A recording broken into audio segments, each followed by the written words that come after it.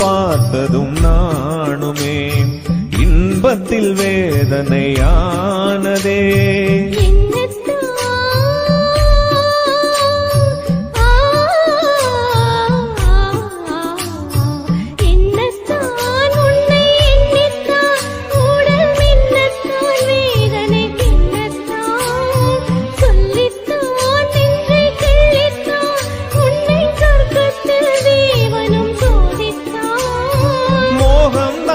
சிந்தும் தேகம்தான் தாகத்தில் நான் நிற்க ஆனந்தம்தான்.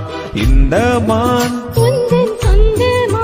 பக்கம் வந்துதான் சிந்து பாடும். இந்த மான் எந்தன் சொந்தமான் பக்கம் வந்துதான் சிந்து பாடும். சிந்தைக்குள் ஆடும் ஜீவனே கண்மணியே சந்திக்க வேண்டும்.